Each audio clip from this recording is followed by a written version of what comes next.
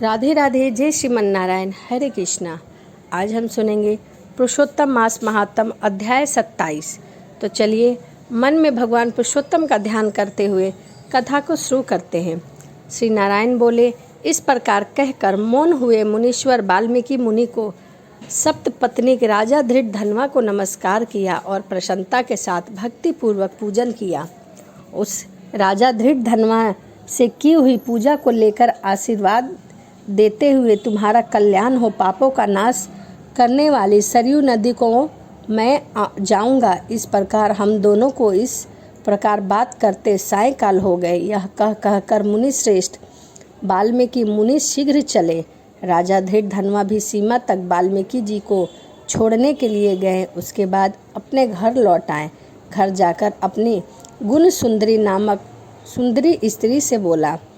राजा धृतधन्वा बोला, अरे सुंदरी, नाग, द्वेष, लोभ, मोह, मद, मत्स्य, इन 6 शत्रुओं से युक्त गंधर्व नगर के समान इस असार संसार में मनुष्य को क्या सुख है। कीट, विष्ट, भस्म, रूप और वात, पित्त, कफ, इनमें युक्त मल मूत्र रक्त से व्यक्त ऐसे इस शरीर से मेरा क्या प्रयोजन है। मैं वारोह अध्रुव से ध्रुव वस्तु एकत्रित करने के लिए पुरुषोत्तम का स्मरण कर वन को जाता हूँ। तब वह गुण सुंदरी ऐसा सुन के विनय से, नम्रता युक्त और शुद्धता से हाथ जोड़कर अपने पति से बोली। गुणवंती सुंदरी बोली, हे नृप, मैं भी तुम्हारे साथ चलूँगी। पतिव्रता स्त्री के पति ही देवता हैं। जो स्त्री पति के जाने पर पुत्र के ग्रहों में रहती है, वह स्त्री पुत्र वधू से अधिक अधीन और पराई हो जाती है, कुत्ते के समान हो जाती है। पिता स्वैलप देता है और भाई भी स्वैलप ही देता है। अत्यंत देने वाले पति के साथ कौन स्त्री नहीं जाएगी। इस प्रकार प्रिया की बात को स्वीकार कर पुत्र का अभिषेक कर स्त्री सहित शीघ्र ही मुनि से सेवित हो वन को गए। दोनों स्त्री और पुरुष हिमालय के समीप गंगा जी के निकट जाकर पुरुषोत्तम मास के आने पर दोनों काल में स्नान करने लगे। हे नारद, वह पुरुषोत्तम मास को प्राप्त कर विधि से पुरुषोत्तम का स्मरण कर भार्या सहित तपस्या करने लगे। ऊपर हाथ किए बिना अवलंब पैर के अंगूठे पर स्थित आकाश में दृष्टि लगाए निहारकर होकर राजा श्री कृष्ण का जाप करने लगे। इस प्रकार व्रत की विधि में स्थित हुए तपोनिधि राजा भी पतिव्रता रानी सेवा में तत्पर रही। इस प्रकार तप करते हुए राजा का पुरुषोत्तम मास संपूर्ण होने पर घाटी माओं से जल से विभूषित विमान वहां आए। ऐसे में तत्काल हुए पुण्यशील और सुशील सेवित विमान को देखकर स्त्री सहित राजा आश्चर्य युक्त हो गए और विमान पर बैठकर पुण्यशील और सुशील को नमस्कार किया।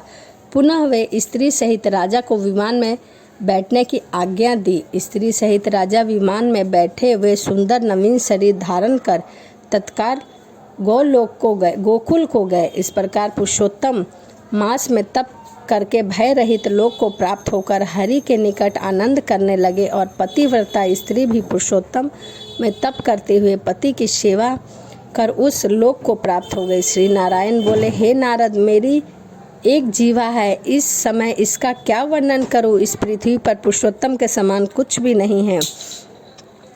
सहस्र जन्म में तप करने से जो फल प्राप्त होता है, वह केवल पुरुषोत्तम के महीने में ही स्नान करने से प्राप्त हो जाता है। श्री पुरुषोत्तम मास में बुद्धिपूर्वक अथवा अबुद्धिपूर्वक किसी भी बहाने से यदि आप उपवास करते हैं, गंगा स्नान करते हैं, तो जैसे दृष्ट बंदर में अबुद्धिपूर्वक 3 रात तक पुरुषोत्तम मास में केवल स्नान कर लिया तो उसके पूर्व जन्म के समस्त कुकर्म नाश हो गए और वह बंदर भी दिव्य शरीर धारण कर विमान पर बैठकर गोकुल को गया। इसीलिए यह पुरुषोत्तम मास संपूर्ण मासों में अत्यंत श्रेष्ठ मास है, क्योंकि इसके बिना जाने से ही पुरुषोत्तम मास में किए गए स्नान मात्र से ही वानर को श्री हरि के समीप पहुंचा दिया।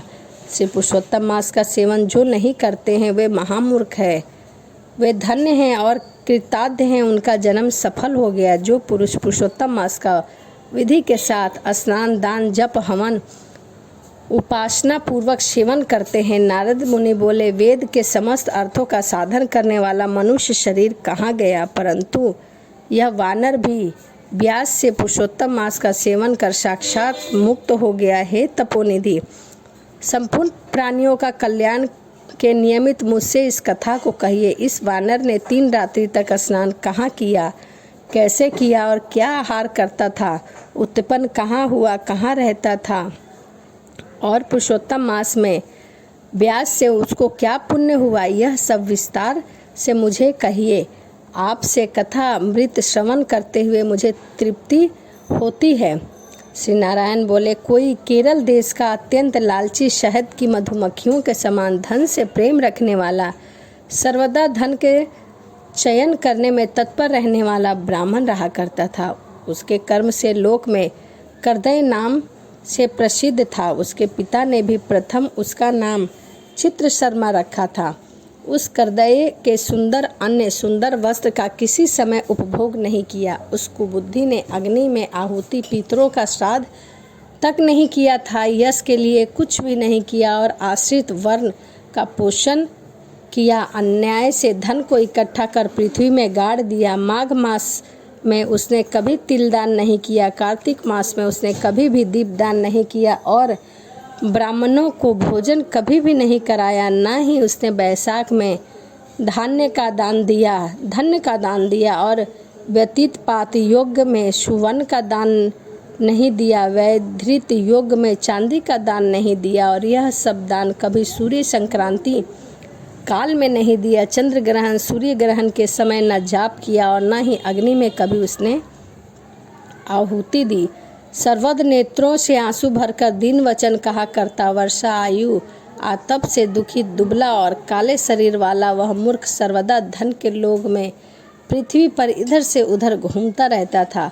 कोई भी इस समय उसे कुछ न देता, इस तरह बार बार कहता हुआ गौ के दूहते समय तक कभी भी ठहरने में असमर्थ था। लोक के प्राणियों के धिक्कारने से जला हुआ और द्विगुना मन होकर घूमता रहता था। उसका मित्र कोई बनेचर वाटिका का मालिक था। उस करियदन ने उस मालिक से बार बार रोते हुए अपने दुखों को कहा, नगर में वासी मेरा नित्य तिरस्कार करते हैं, इसीलिए उस नगर में मैं नहीं रह सकता। इस प्रकार कहते हुए कर्दे ब्राह्मण ने अत्यंत दीन वचन को सुनकर माली द्रयादचित हो गया। शरण में आए हुए उस दिन ब्राह्मण पर माली ने दया करी और कहा कि इस समय तुम इसी वाटिका में वास कर सकते हो। नगरवासियों से तिरस्कारित हुआ वह उस माली के वचन सुनकर प्रसन्न होकर उस वाटिका में रहने लगा।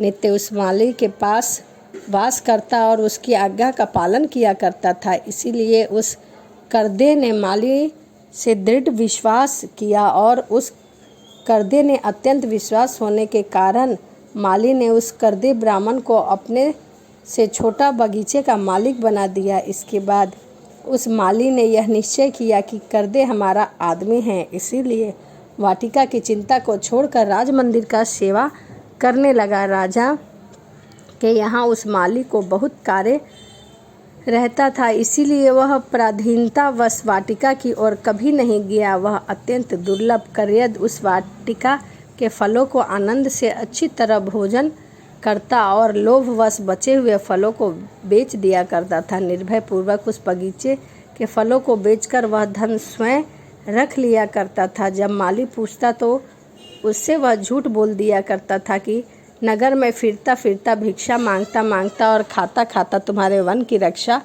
करता हूँ। फिर भी परीक्षण इस बगीचे के फलों को महीने में आकर खा जाते हैं।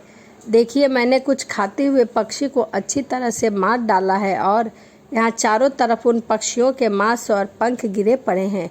उन मांस के टुकड़े को और पंखों को देखकर उसे अत्यंत विश्वास हो गया और माली वहाँ से चला गया। इस प्रकार अत्यंत गर्जन उस दुष्ट ब्राह्मण ने कई वर्ष व्यतीत हो गए। वह मूढ़ वहाँ ही मर गया और उसको अग्नि और काष्ठ भी नहीं मिला। बिना भोगे पापों को नाश नहीं होते, ऐसे वेद के जानने वाले कहते हैं। इस कारण हाहाकार करता हुआ यमदूतों के मददगार के आघात से पीड़ित कष्ट के साथ अत्यंत भयंकर दीर्घ मार्ग को गए। पूर्व में किए हुए कर्मों को स्मरण करता हुआ और प्रलाप करता हुआ वह बुद्ध अक्षरों में कहता हुआ, अहो आश्चर्य है मुझे दुष्ट कदर्य के आघात को देखिए। कृष्ण सागर के युक्त पवित्र इस भारत खंड के देवता के दुर्लभ मनुष्य शरीर प्राप्त किया। मैंने इस लोभ से क्या किया, अर्थात कुछ नहीं किया। मेरा जन्म व्यर्थ हो गया तथा मैंने बहुत दिनों तक धन संचय किया था, वह धन पराधीन हो गया। इस समय काल पाश में बंधा पराधीन होकर मैं क्या करूं। प्रथम मनुष्य को प्राप्त कर कुछ पुण्य कर्म नहीं किया, ना दान किया, ना अग्नि में आहुति दी, ना पूजा पाठ किया, ना मकर में सूर्य होने पर माघ में गंगा जल का सेवन किया, पुरुषोत्तम मास के अनंत में 3 दिन उपवास भी नहीं किया और कार्तिक मास में तारागण के रहते प्रातःकाल स्नान भी नहीं किया। मैंने पुरुषार्थ को देने वाले मनुष्य शरीर की भी पुष्टि नहीं की। धन पृथ्वी में निरर्थक गड़ा का गड़ा रह गया। बुद्धि होने के कारण भी मैंने जीवन अर्पण जीव को कष्ट दिया। मैंने जठर अग्नि को भी अन्न से तृप्त नहीं किया। किसी पर्व को नहीं किया, ना जाति के लोगों को, ना बांधव को, स्वजनों को, बहन को, दामाद को, कन्या को, माता पिता को, छोटे भाई को, स्त्री को, ब्राह्मण को प्रसन्न नहीं किया। इन लोगों को एक बार भी मिठाई से कभी तृप्त नहीं किया। इस प्रकार विलाप करता हुआ वह रोने लगा और यमदूत यमराज के समीप ले गए। उसको देखकर चित्रगुप्त ने उसके पाप और पुण्य को देखा और अपने स्वामी धर्मराज से कहा कि हे धर्मराज, यह ब्राह्मण ने अधम कार्य किए हैं। यह धन का लोभी दुष्ट है। इसने कोई भी पुण्य नहीं किया। यह वाटिका में रहे रहे अपने मित्र के साथ भी पाप किया है। माली का विश्व पात्र बन गया है। साक्षात स्वयं फल को चुराकर खा जाया करता था और बचे हुए फलों को इस दुष्ट ने धन के लोभ में बेच भी डाला है। एक फल के चोरी का पाप, दूसरा विश्वासघात का पाप। हे प्रभु, 2 पाप इसके ऊपर हैं। इसने कोई भी पुण्य का काम नहीं किया है। नारद मुनि बोले, इस प्रकार ब्रह्मा के पुत्र चित्रगुप्त के वचन को सुनकर अत्यंत क्रोध से युक्त धर्मराज ने कहा कि यह कद्रय 1000 बार वानर योनि में जाए और विश्वासघात का फल इसके बाद होवेगा। इति श्री वृद्ध नारदीय पुराणे पुरुषोत्तम मासे महात्म 27वां अध्याय समापन। श्री हरिशरणम। इस प्रकार पुरुषोत्तम मास की कथा अध्याय 27 यहीं समाप्त होता है। अगली वीडियो में मैं आपके लिए लेके आऊँगी पुरुषोत्तम मास की कथा अध्याय 28। तो चलिए इसी के साथ वीडियो को समाप्त करते हैं और मिलते हैं अगली वीडियो में। राधे राधे। जय श्रीमन नारायण। हरे कृष्णा।